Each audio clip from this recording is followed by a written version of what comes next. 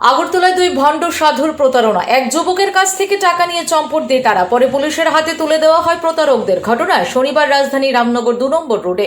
জানা যায়, শনিবার আগরতলার রামনগর 2 নম্বর রোডে দুই ভণ্ড সাধুর প্রতারণার শিকার হলেন এক যুবক। প্রতারণার মাধ্যমে টাকা হাতিয়ে নেওয়ার কিছু সময় পর অভিযুক্তদের খুঁজে বের করে পশ্চিম থানার পুলিশের হাতে তুলে দেন প্রতারিত যুবক শুভজিৎ রায়চৌধুরী।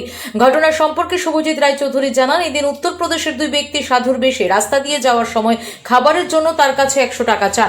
মানবিক কারণে তিনি তাদের 100 টাকা দেন। এর বিনিময়ে ওই দুই ব্যক্তি তাকে একটি তাবিজ দেন। এর কিছুক্ষণ পর ওই তথাকথিত সাধুরা শুভজিৎকে জিজ্ঞাসা করেন তার মানিব্যাগে কত টাকা রয়েছে। তাদের কথায় বিশ্বাস করে তিনি মানিব্যাগের টাকা দেখালে কৌশলে সেই টাকা হাতিয়ে নেয় অভিযুক্তরা। কিছু সময় পরে তিনি বুঝতে পারেন যে তিনি প্রতারণার শিকার হয়েছেন। এরপরই তিনি অভিযুক্তদের খুঁজতে আগরতলা শহরের বিভিন্ন এলাকায় অনুসন্ধান শুরু করেন।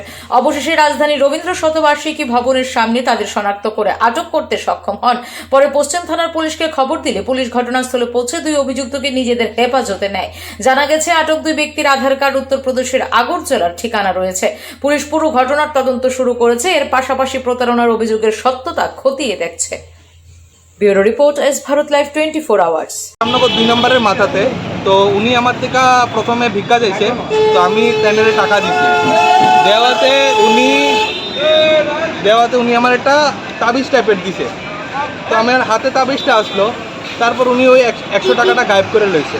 তারপর কইছে আমার একটু খাওয়ার লাগবো, 100 টাকায় হইতো না, তুমি আমার আরও 500 টাকা দাও। তো আমি ঠিক আছে ইয়ে করে আরও 500 টাকা দিছি। তারপর তিনি কী করছে, আমার জিজ্ঞাসা যে তোমার পার্সে কত টাকা আছে। আমি বলছি আমার পার্সে কত টাকা আছে জানি না, কী করবে। তারপর কইছে একটু দেখাও তোমার।